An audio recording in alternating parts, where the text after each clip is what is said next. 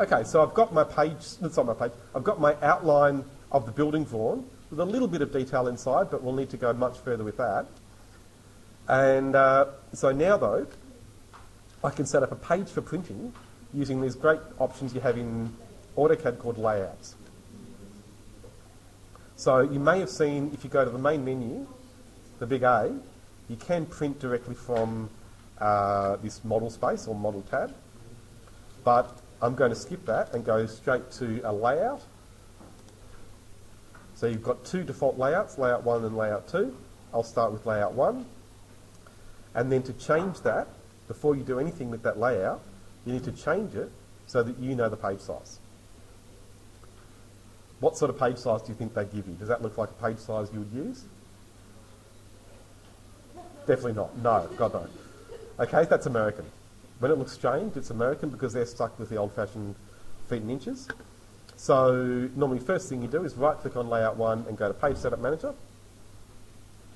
So remember that, really important. I'll just show you one more time.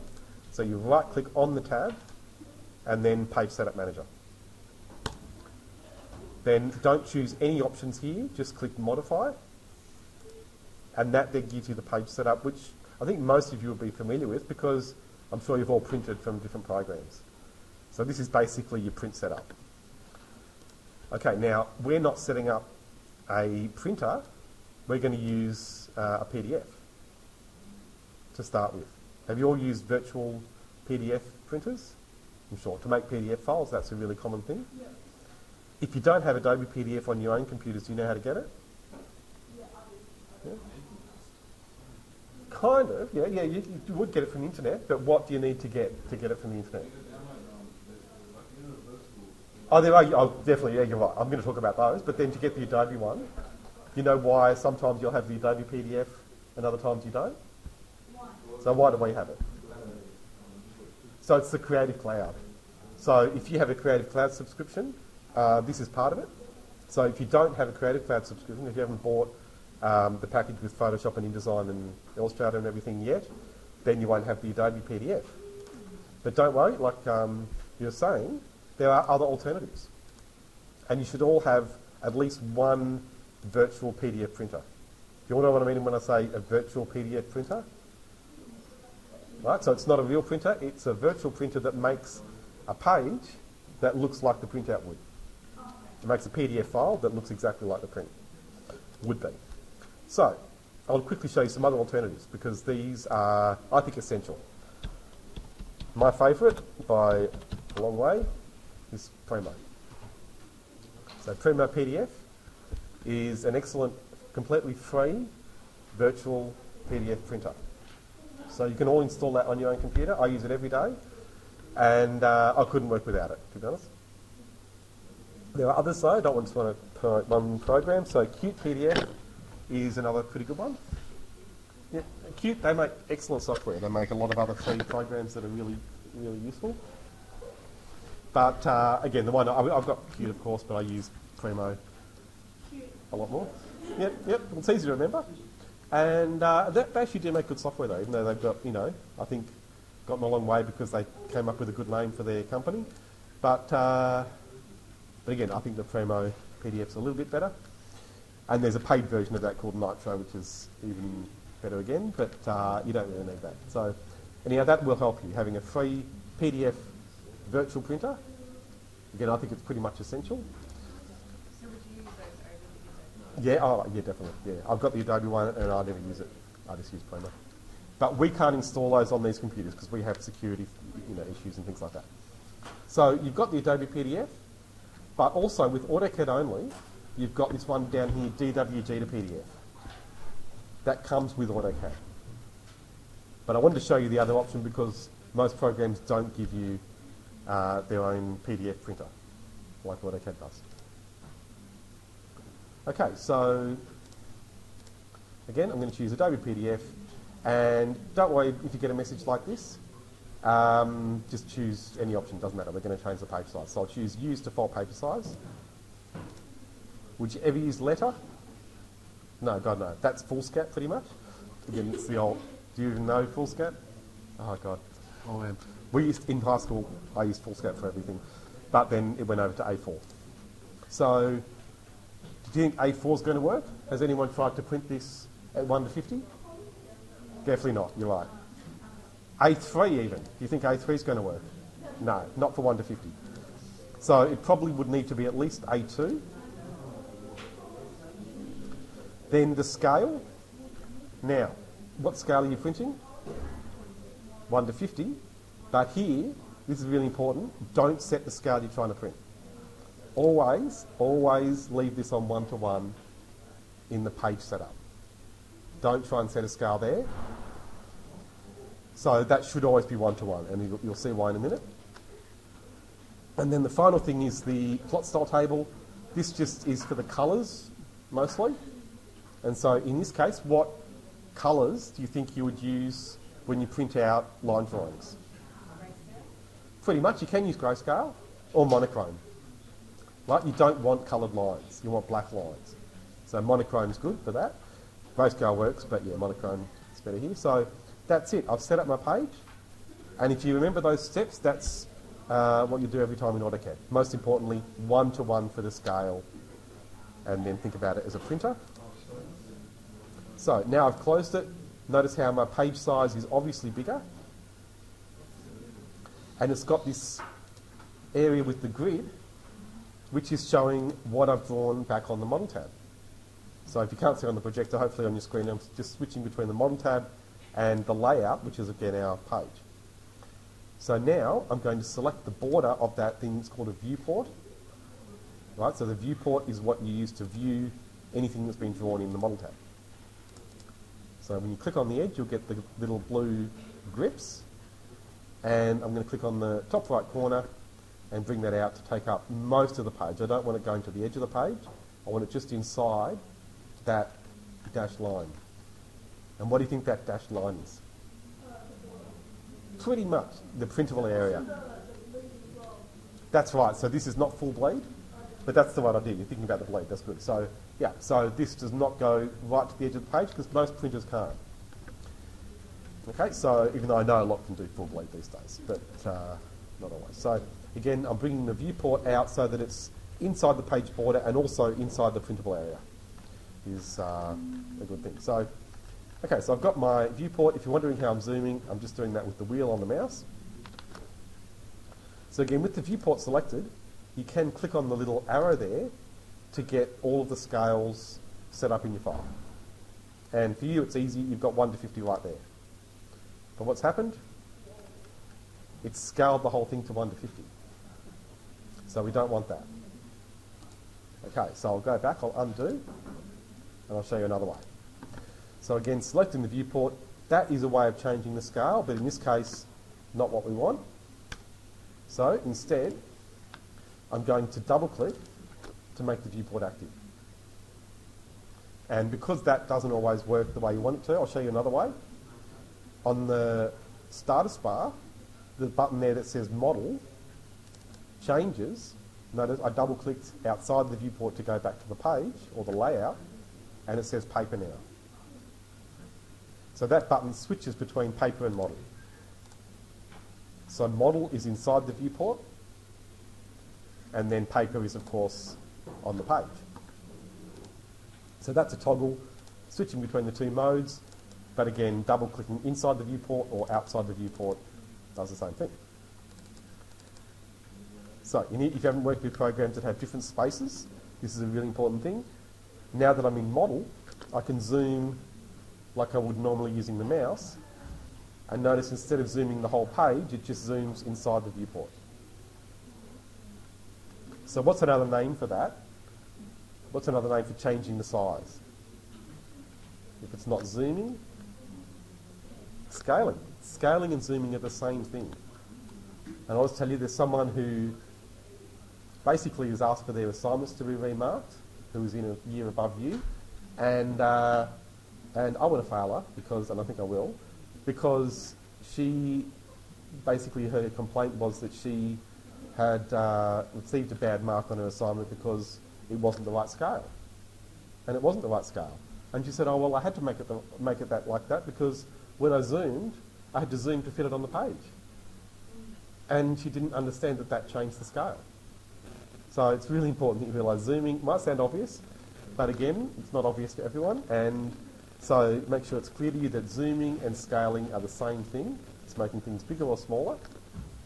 So by zooming with the wheel, I am setting the scale. But it's not accurate. You can see down there, it's some number that I wouldn't even recognise. But now I can go to the list, clicking on that arrow, from the same list of scales, I can choose 1 to 50. So that's correct. It's the right size. So what does that tell us? A2 is exactly. A2 is still too small. So how do I then change it? Exactly. Yep.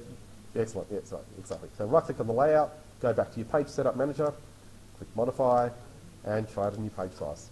So I'll try A1. So now how do I go back and work with the viewport to make it bigger? Yeah, exactly. Yeah. So double click on the page outside the viewport and you're back to paper, and then zoom out so you can see the page and use the grips on the viewport to make the viewport bigger.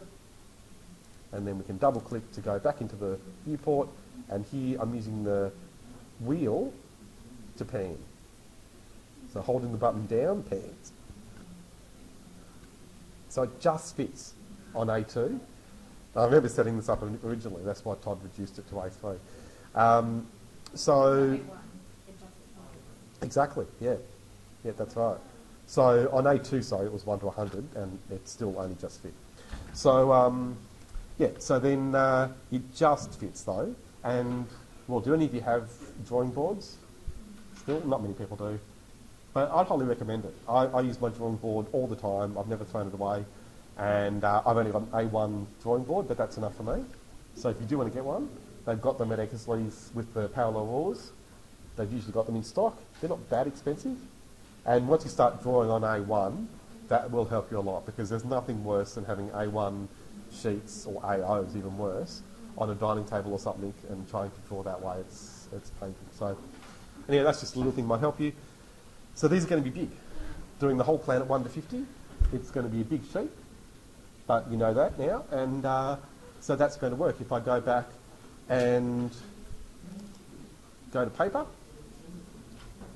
I can select the viewport. Maybe I'll just make it clear back in model. Remember when I was panning using the wheel, that doesn't change the size, so it doesn't scale it. Still doesn't hurt to check that the scale is still correct though. So back onto my page. So maybe this is a good time to look at layers to finish off the print setup, because we haven't really looked at layers yet. So I'm sure you've all seen there's a big button there that says Layer Properties. Have you used layers in other programs like Photoshop or InDesign? You must have, yeah. So it's similar on Photoshop. So Layer Properties, and I'm going to make a new layer. So this button here with the stack of layers and little asterisk on the right, that's the button to make a new layer. I'm going to call it Viewport.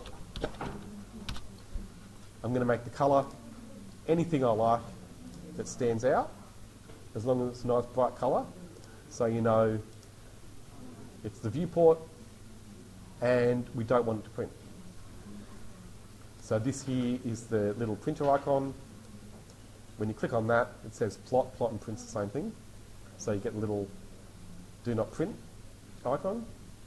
And so that means now I can select the viewport, that border, go up to the list of layers and choose viewport. So you can see it's changed colour. And then I'll bring that down so that it's smaller. And maybe I'll see if you remember when it's snapping to things and you don't want it to.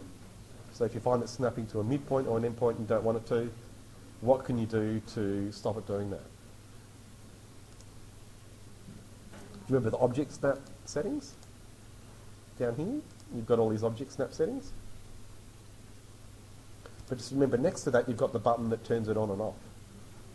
So you can just turn that off. When you're working with viewports, often that's easier, and then it won't snap to anything. So that's it. That's set up for printing. We'll look at doing titles and things like that later, but to give you another tip, most design teachers in here don't like CAD done title blocks. They want it to be a bit more design oriented. So InDesign is probably a better program to use for things like that.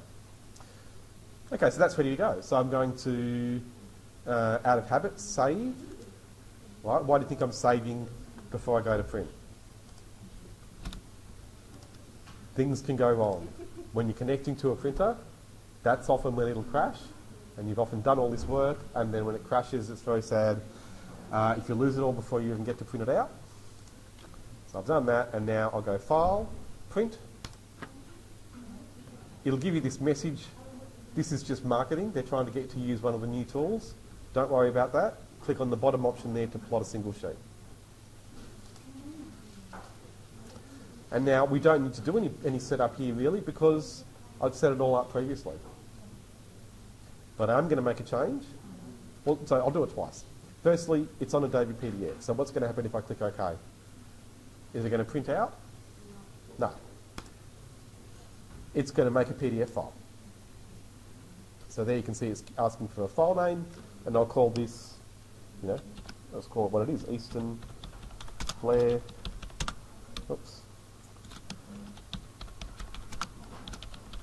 ground floor plan.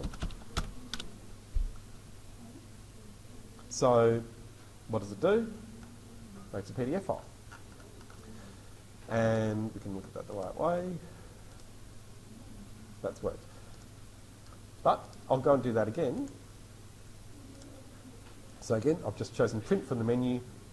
I'll hit continue to plot a single sheet. So if we want to print it in this room, which printer do you think we need to use? Have you been shown what these, exactly that one. So how do you find the name of it? Have a look at it. Yeah, that's right. You'll see it there. It's a big long-winded name though, so to save you doing that, I mean you can definitely have a look at it, but here you can see we've essentially got two printers. This one below, the colour and the black and white one, they're actually the same printer. Oh, okay, alright, no worries, that's right. Okay, so they're both the laser printer, just a colour and a black and white setup. So any of the printers, this is the way IT does it, which is actually pretty sensible. They have PL for laser printers and then PI for plotters. So the one at the top, PI001, is the plotter. That's it. So I've changed the printer to a plotter. Also I've changed the PDF to a plotter. And that's it. I'll click OK. And in a second, it should start coming out. So look. There we go. Okay, so that's coming out. That's it. So I'll finish there and then maybe give you a chance to, if you've got the outline of the building, set up a print and you're welcome to print it out in the plotter. Otherwise, try and get up to the point where you've at least got the outline.